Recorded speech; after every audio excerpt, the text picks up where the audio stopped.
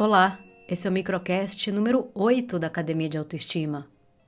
Estamos aqui em mais uma semana falando, obviamente, sobre autoestima. O tema de hoje é relacionamentos abusivos. Mas antes de começar a falar sobre isso, eu quero agradecer as pessoas que estão acompanhando os microcasts, que estão interagindo, mandando comentários. Muito obrigada, gratidão profunda por você estar aí nessa jornada junto comigo. Mas vamos ao nosso tema de hoje. Relacionamentos abusivos. É um tema extenso, delicado, doloroso. Seria necessário muito mais do que alguns minutos para abordar esse assunto como deve ser. Mas tem alguns pontos que eu gostaria de falar a respeito. As pessoas que passam ou já passaram por esse tipo de relacionamento não sofrem só pelo relacionamento em si, pelos abusos, que não são só físicos. Eu acho que a minoria chega nesse extremo de virar um abuso físico, mas é uma quantidade inacreditável de pessoas que estão em relacionamentos abusivos, seja psicológico, emocional, verbal. E claro, infelizmente, algumas pessoas passam por abusos físicos. É claro que conviver com um abusador, de qualquer tipo que seja, causa tristeza, vergonha, mágoa, além de diversas outras consequências. E muitas mulheres que passam por isso ainda se colocam mais para baixo porque se perguntam como chegaram numa situação dessas, como são capazes de suportar, não compreendem como aceitam e acabam ficando ainda mais para baixo. Todas as pessoas que eu particularmente conheci, conversei, que passam ou passaram por relacionamentos abusivos, inevitavelmente têm uma questão com a autoestima.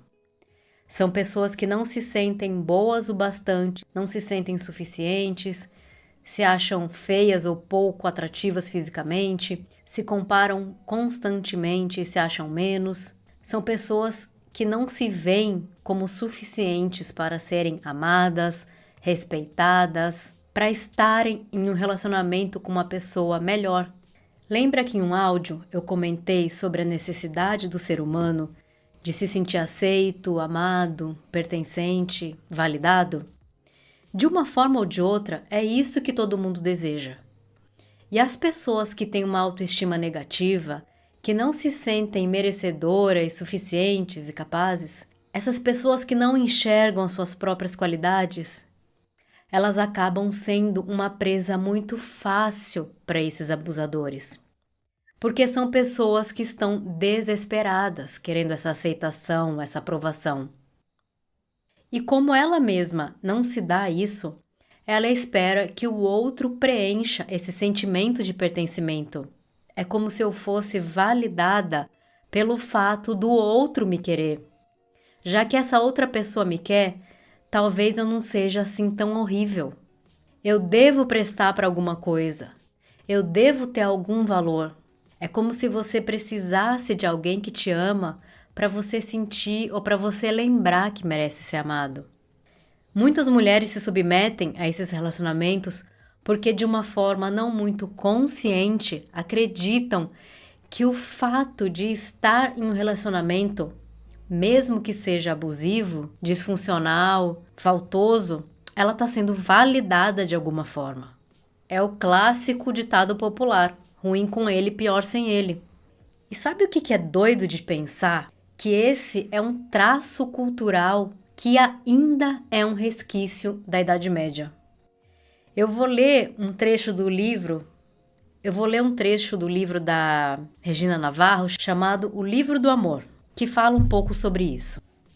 As mulheres solteiras eram geralmente enviadas para conventos. A outra opção seria trabalhar como prostituta nos bordéis. Não ter marido ao lado significava não ter valor algum. Essa mentalidade perdurou até algumas décadas atrás. Quem não casasse tinha uma vida infeliz. As mulheres solteironas viviam reclusas ou eram mal faladas. Ficavam então ansiosas com o passar do tempo, já que no caso delas a situação era mais difícil. Havia a incapacidade de se sustentarem sozinhas, além do peso de transgredir a lei da natureza, a realização da maternidade. Apesar de toda a emancipação feminina, é É provável que a desvalorização das mulheres solteiras medievais ainda afete mulheres economicamente independentes do século XXI. Não são poucas as que se sentem inferiorizadas por não terem um namorado ou marido. Ter um homem ao lado parece elevar a autoestima e fazer com que se sintam mais importantes. Há mulheres que sentem tanto medo que preferem se contentar com uma relação morna, frustrante e mesmo difícil de suportar a arriscar viverem sozinhas. Eu não sei vocês, mas eu acho muito assustador que esse traço cultural medieval ainda exista nos dias de hoje. Apesar de todo o discurso feminista, a valorização da mulher, a independência da mulher, ainda existem mulheres que se colocam nessa situação de se sentirem inferiorizadas. Essa pessoa, então, que provavelmente tem uma autoestima negativa, que precisa encontrar validação no relacionamento, isso acontece com homens também. Essa é uma das formas da autoestima interferir nos relacionamentos. Outro ponto é não acreditar que é capaz de estar em um relacionamento saudável, de conquistar uma outra pessoa. Não acreditar que alguém possa realmente te amar por quem você é. Porque uma pessoa que tem autoestima negativa, ela não se acha muita coisa. Se acha estúpida, feia, burra, incompetente, pouco atraente e realmente não acredita que uma outra pessoa seja capaz de amá-la, de admirá-la. E por um medo enorme de ficar sozinho, acaba aceitando vários tipos de abuso. Esses são os 2 pontos principais que eu vejo como a autoestima interfere nos relacionamentos. Qual é a influência de uma autoestima negativa nos relacionamentos abusivos? E aí entra uma segunda questão que é: como eu saio disso ou como eu melhoro o meu relacionamento? A primeira coisa que você precisa entender é que você não consegue mudar ninguém.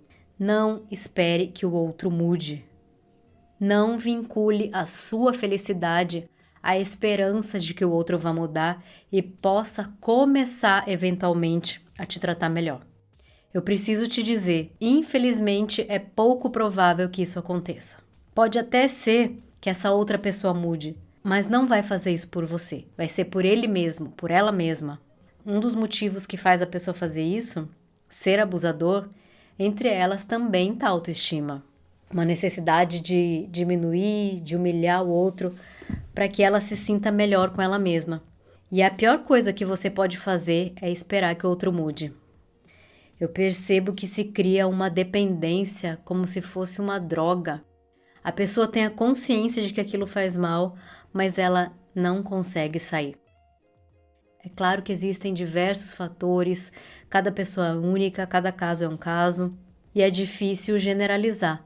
Mas o que eu posso te dizer sobre o caminho que parece mais possível de acontecer uma mudança é você focar em você mesma, em você mesmo, em se cuidar, desenvolver autorrespeito, ter mais autoconfiança, ter mais autoestima e trabalhar como for possível para desenvolver essas questões. Porque quando você começa a enxergar suas qualidades, tudo aquilo que você faz bem, tudo que você tem de bom, tudo que você tem de bonito, começa a aumentar o autorrespeito. E só uma pessoa que consegue se respeitar consegue impor limites ao outro. Quando você começa a desenvolver autoestima e autoconfiança, deixa de aceitar algumas situações, deixa de aceitar ofensas e começa a perceber que talvez seja realmente melhor ficar sozinha do que mal acompanhada. E quando você começa a enxergar e acolher aquilo que você tem de bom, começa a se ver como uma pessoa interessante, digna, que merece alguém legal do seu lado. É simples. Se eu me vejo como uma pessoa legal, cheia de qualidades, eu vou querer uma pessoa do meu lado que também veja isso, que me trate bem, que me respeite. E sabe por que quando você está num relacionamento abusivo é tão difícil sair dele? Porque o seu abusador está constantemente dizendo que você não consegue, que você não é capaz, que ninguém nunca mais vai te querer, que você vai morrer sozinha. Essa é a forma que o abusador encontra para você se prender a ele. É minando a sua autoconfiança, a sua autoestima. Mudar não é fácil. É preciso ter muita determinação e força de vontade para se mudar. Quando tem uma pessoa do seu lado que está o tempo todo dizendo que você não consegue, que você não é bom o suficiente, que você não presta para nada, é óbvio que isso vai ser muito mais difícil. Por isso é tão difícil sair desse ciclo. Pela minha observação, existem duas portas de saída. Uma delas é essa, desenvolver a autoestima, a autoconfiança, o amor próprio, a ponto de entender que esse relacionamento não te faz bem e que você merece mais. E a outra porta é o esgotamento, até o ponto em que você não tenha mais forças psicológicas, emocionais, mentais para aturar essa situação, para conseguir estar nesse relacionamento que está sendo muito custoso, não só para a felicidade, mas para a saúde mental e muitas vezes, infelizmente, inclusive para a integridade física. Eu acho que esse é um dos tópicos mais delicados quando se fala de autoestima e, na minha experiência, esses pontos que eu abordei são os mais relevantes quando se fala de autoestima e relacionamentos abusivos. Se você está passando por isso agora, você precisa ser forte e começar a se tratar como a sua prioridade e entender que a sua felicidade é responsabilidade sua e somente sua. Eu espero muito que nenhuma de vocês que esteja me ouvindo esteja passando por abusos físicos. Isso é muito sério. Mulheres morrem todos os dias. Se você estiver passando por isso, procure ajuda. Comece a se pôr em primeiro lugar, comece a se tratar com respeito.